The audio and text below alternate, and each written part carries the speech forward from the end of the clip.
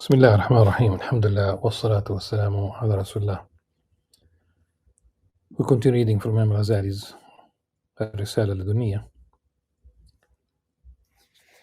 and if you follow the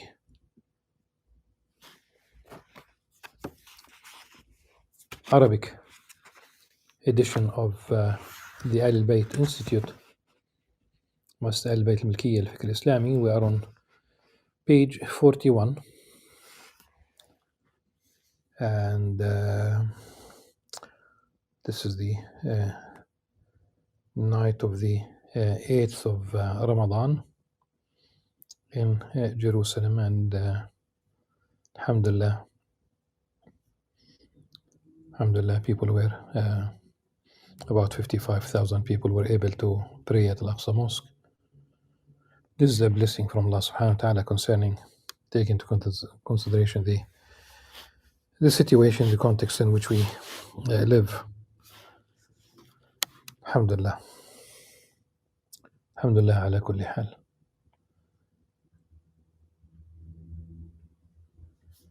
And of course we are using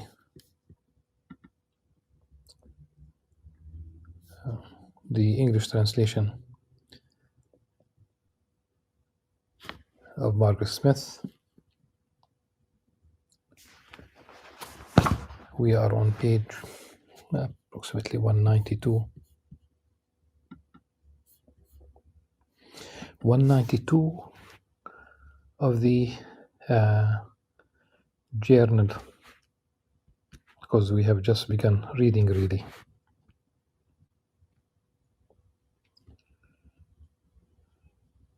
This is 1938 publication, Journal of the Royal Asiatic Society. Part 2, April, Al-Risala al-Ladunniyyah by Abu Hamid Muhammad Al-Ghazali, translated by Margaret Smith.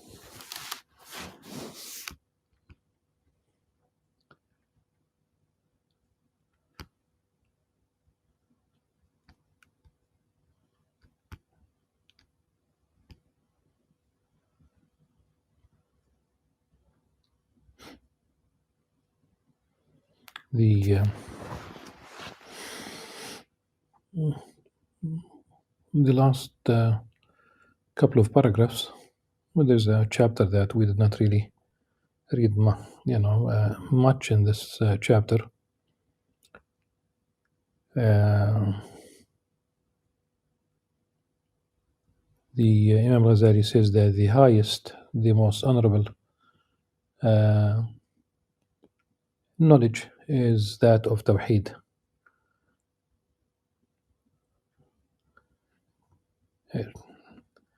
Knowledge of the oneness of Allah subhanahu wa ta'ala.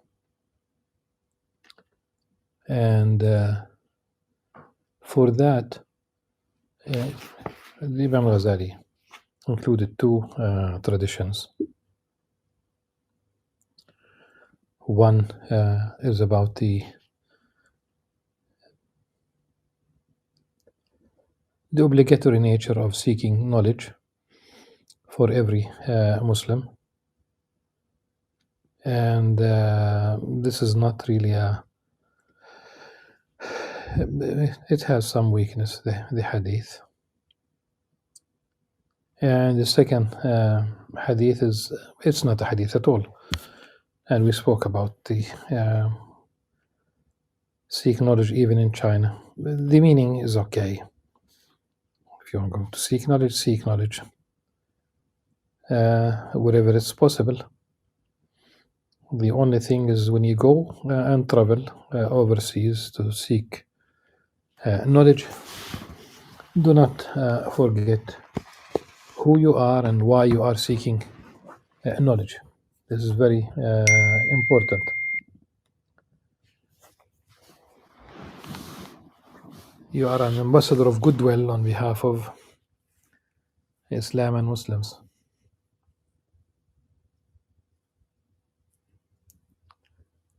Yes. Now we continue with the next paragraph. وعالم هذا العلم أفضل العلماء.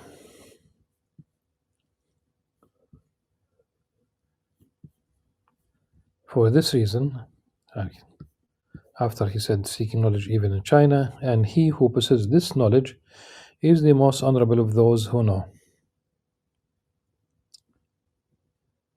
For this reason, God distinguished such men by giving them the highest rank, saying in the Quran, God bears witness that there is no God but He, and so also do the angels and men endued with knowledge. شهد الله أنه لا إله إلا هو الملائكة وأولو العلم قائما بالقسط.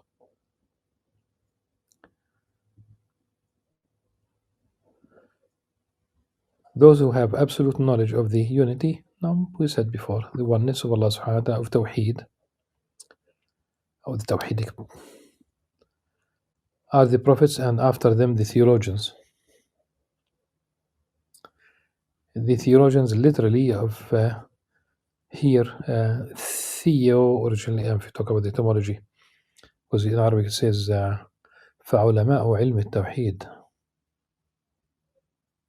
فعلماء علم التوحيد, the absolute knowledge of the oneness of Allah subhanahu wa ta'ala.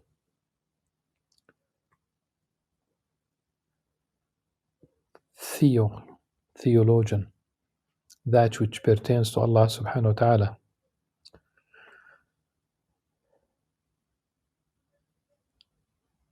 Who are the highs of the Prophet, al-ulama الذين هم ورثة الأنبياء.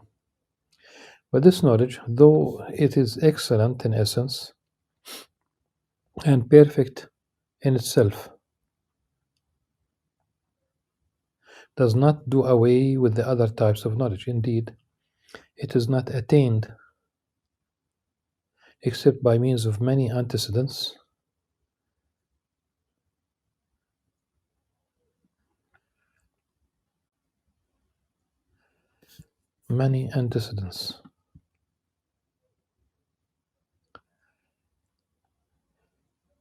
It is introduced.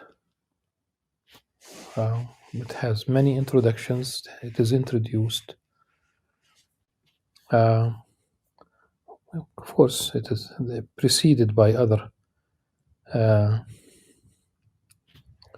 fields of knowledge, and those antecedents cannot be ordered aright except through various sciences, such as the science of the heavenly bodies,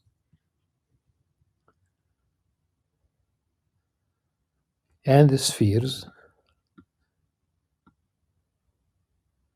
and the science dealing with the things that God has made. The spheres. Al-Aflak, it could also be the orbits. Okay.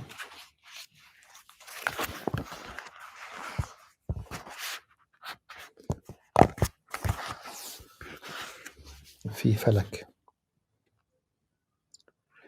From knowledge of the unity are derived other branches of knowledge, and we shall classify them in their place. ويتولد عن علم التوحيد علوم أخرى. Know that knowledge is excellent in itself, without consideration of the thing known,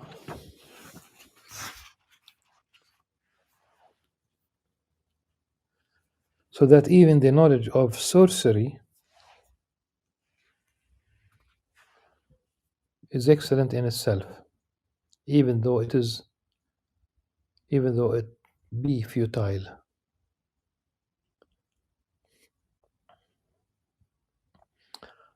Sorcery, magic, السحر.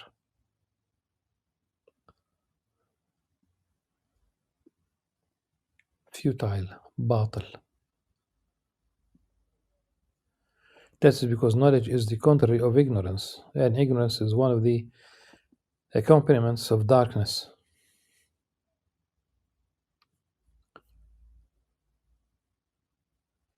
And darkness belongs to the sphere of immobility, and immobility is near to non-existence. And what is false and misleading is to be classified with this.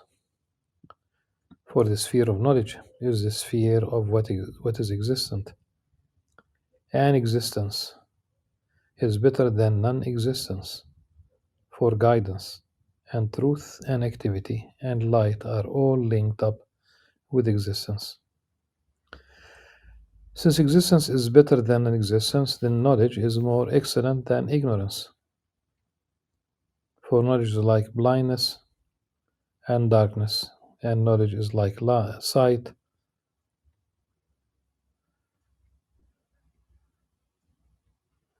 and light. And the blind man shall not be held equal to him who sees, nor darkness to light. وما يستوي الأعمى والبصير ولا الظلمات ولا النور.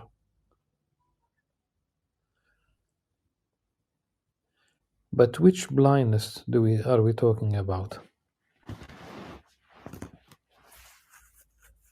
Which blindness? Blindness to truth? Because if someone is tested with his eyes and has patience, that's not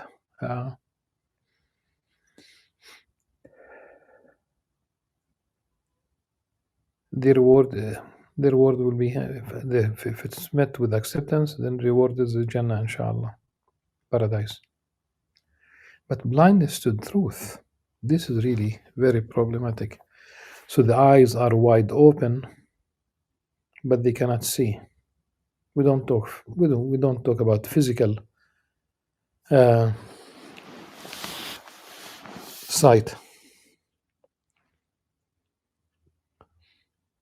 And it is followed by another verse that explains that it's about knowledge.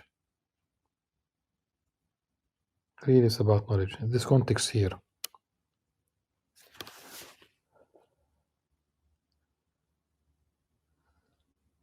So the blind man shall not be held equal to him who sees, nor darkness to light. God made this manifest when he said, shall they who have knowledge and they who have it not be held equal? قل هل يستوي الذين يعلمون والذين لا يعلمون? Then, since knowledge is better than ignorance, and ignorance is one of the accompaniments of the body, and so then since knowledge is better than ignorance, and ignorance is one of the accompaniments of the body, and knowledge is one of the attributes of the soul, and soul is more honorable than the body. Now, knowledge has many divisions, which we shall enumerate in another chapter. And for the one who knows, there are numerous paths in the search for knowledge, which we shall mention elsewhere. And now, after you have realized the excellence of knowledge, all that you need to do is to attain to understanding the soul, which is the tablet of knowledge, and its abode and place of habitation. That is because the body is not an abode for knowledge, for bodies are limited and will not contain the many branches of knowledge. Indeed, they can receive only impressions and inscriptions, but the soul is able to receive all types of knowledge without let or hindrance or fatigue or cessation. And we will explain briefly what the soul is.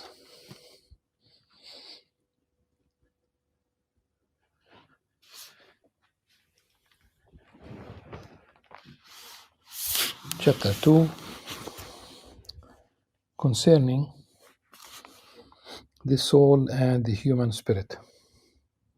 فصل في شرح النفس والروح الإنسانية.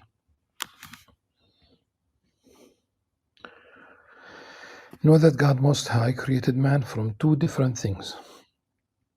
One of them the body,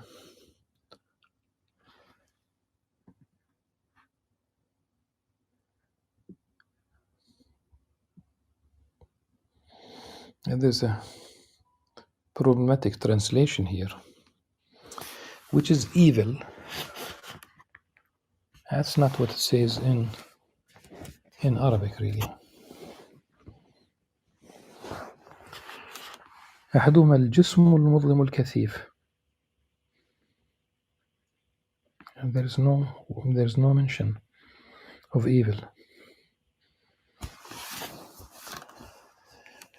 That's the problem. And this the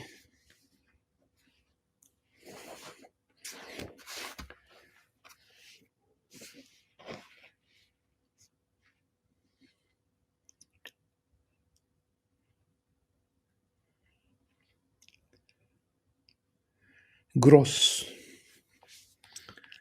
Even that is not there in Arabic.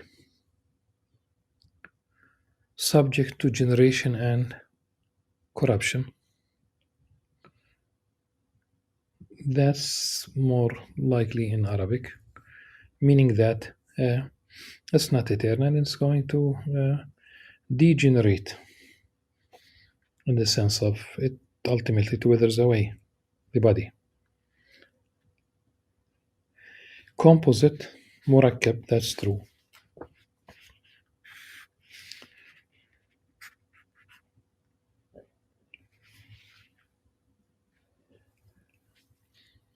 Made up of parts, earthy, المؤلف, الترابي,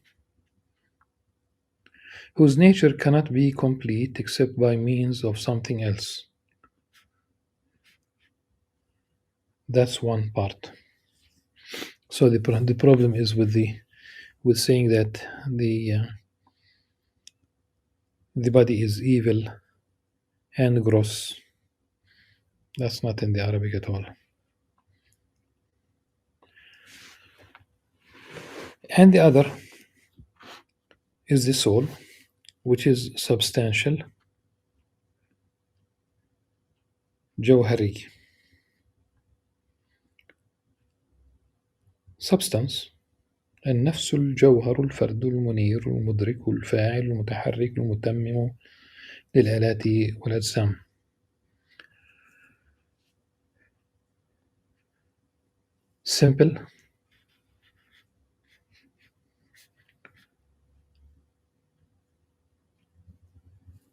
Simple, enlightened, comprehending, acting,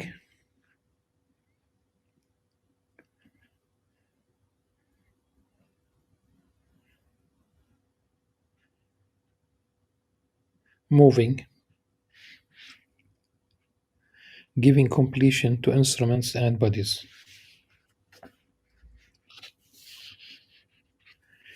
And laid down. Okay, and what? For God Most High, Wallahu Ta'ala, ركب الجسد. And God Most High compounded the flesh of elements of nutriment and increased it with particles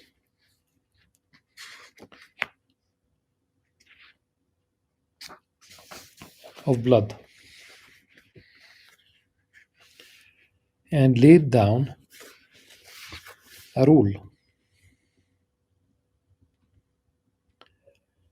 Laid down a rule for it and arranged its affairs and appointed its limits.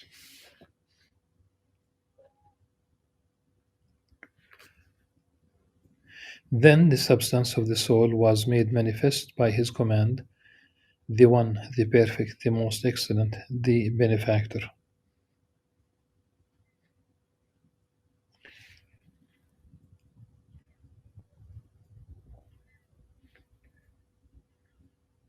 Now by the soul I do not mean the force which seeks for sustenance,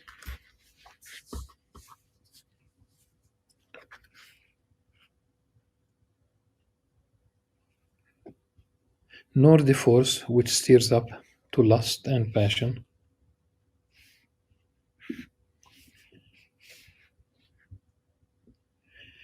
nor the force which resides in the heart, producing life,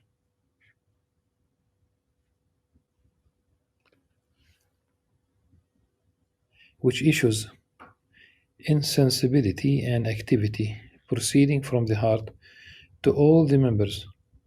For this force is called the animal spirit, روحا حيوانيا. And feeling and movement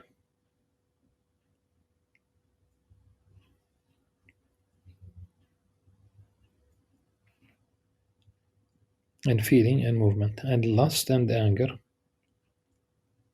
are among its troops, soldiers. And that force,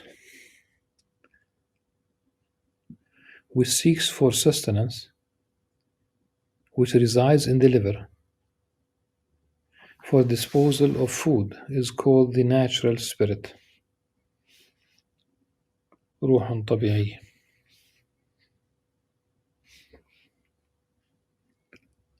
And the digestion and secretion are among its attributes. And the power of imagination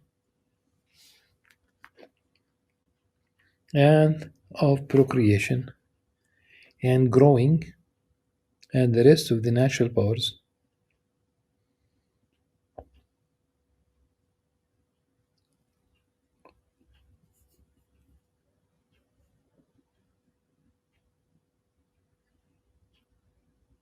are all of them servants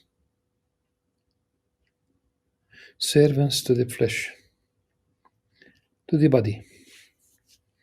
And the flesh is the servant of the animal spirit. والجسد, the body, serves the animal spirit because it receives its powers from it and acts in accordance with its instigation.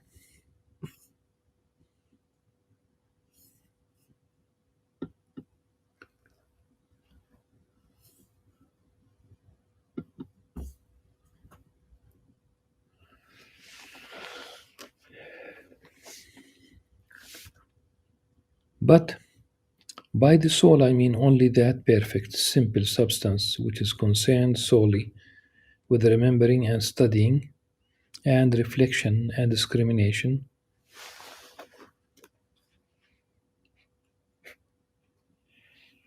rather than discrimination, probably discerning, التمييز,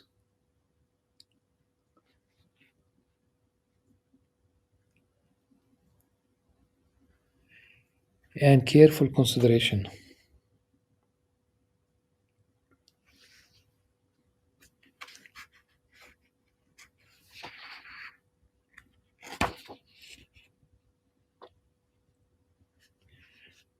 Vision, but we might be talking about metaphorical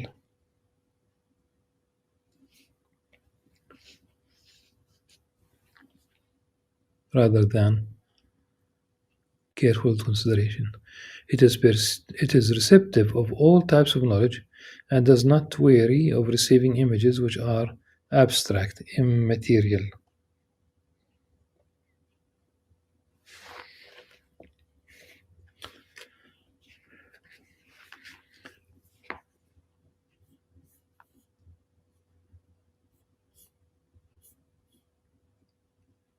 And this substance is the ruler of the spirits, that is, those aforementioned.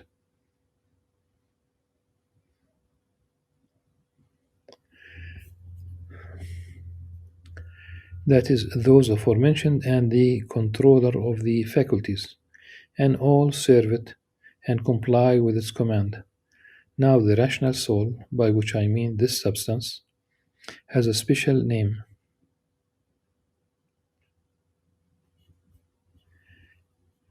With every group of people, the philosophers call this substance the rational soul, and the Quran calls it the soul at rest.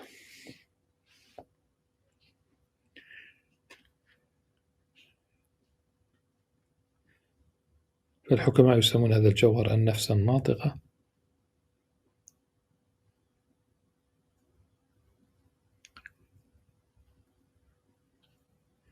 And the Quran calls it النفس المطمئنة.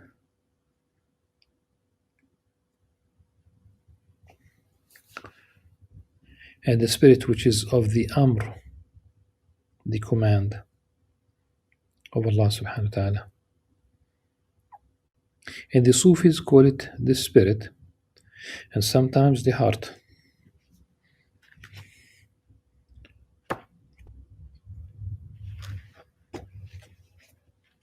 But though the names differ, the meaning is one. It does not differ. Now there is a very important word here. In our opinion, the heart and the spirit and the soul at rest are all names for the rational soul.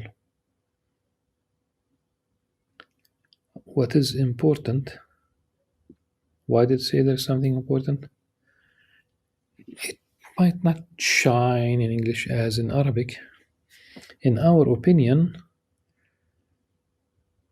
no, فالقلب والروح عندنا. It could be in our opinion, but I thought it might be referring to عندنا, meaning in the realm of Sufism. But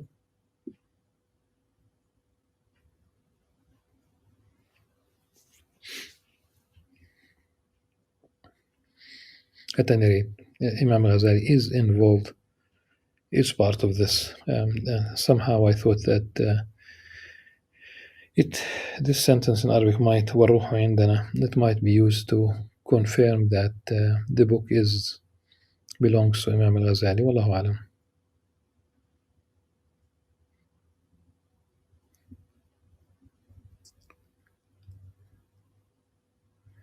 Or are names for the rational soul, and the rational soul is the living substance which lives and acts and comprehends. And when we use the term spirit, absolutely, or the heart, we mean by it only this substance. فإنما نعني به هذا الجوهر. فالمتصوفة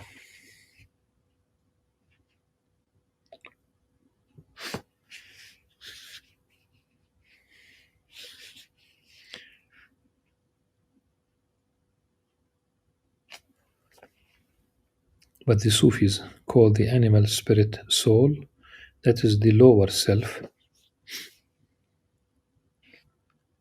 nafs, and the Shara has declared it, والشرع ورد بذلك, to be the case, and says the greatest of your enemies is your nafs. أعدى عدوك نفسك التي بين جنبيك.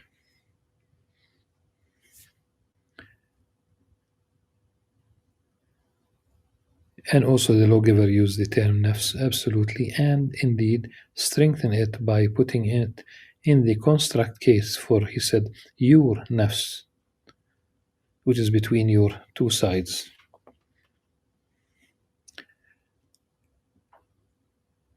Now, this hadith, because it says the Shara, talk about hadith, and the editor of this book has a footnote. Dr. Muhammad Sharif has a footnote simply saying that it was mentioned, this hadith, by Tirmidhi and Bayhaqi. But the hadith itself is a forged tradition, موضوع.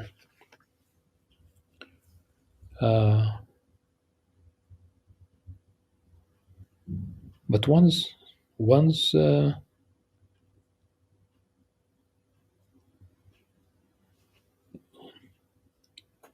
of course, I mean the meaning could be absolutely true, but as a hadith, it is not a tradition, a prophetic tradition. Yes.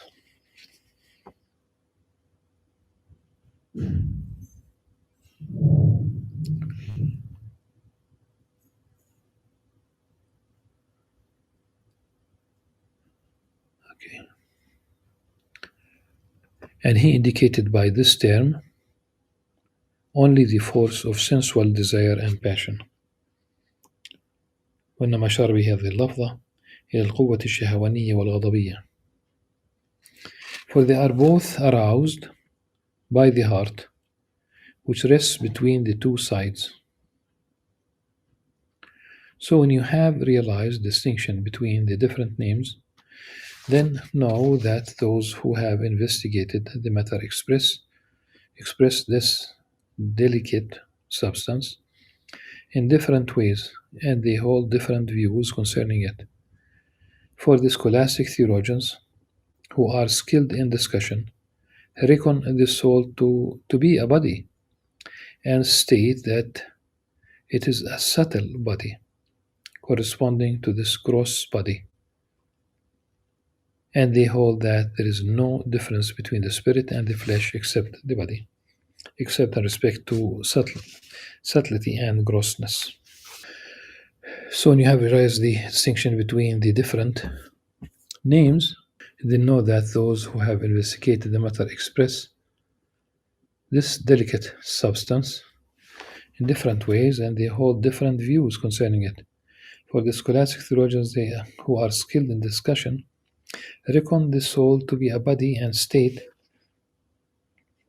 that is a subtle body, corresponding to this gross body, and they hold that there is no difference between the spirit and the flesh except in respect of subtlety and grossness. Then certain of them reckon the spirit as an accident, عرض.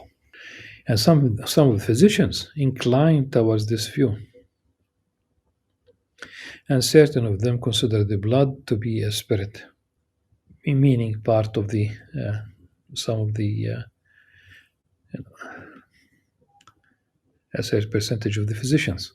And all of them were content to limit their consideration to what they were able to conceive of, and they did not go as far as the third division. Now for the three divisions, the body, the accident, and the simple substance, I would like to postpone the reading and discussion of this section until tomorrow, inshallah. Until then, سبحانك اللهم وبحمدك نشهد أن لا نستغفرك ونتوب إليك والسلام عليكم ورحمة الله وبركاته.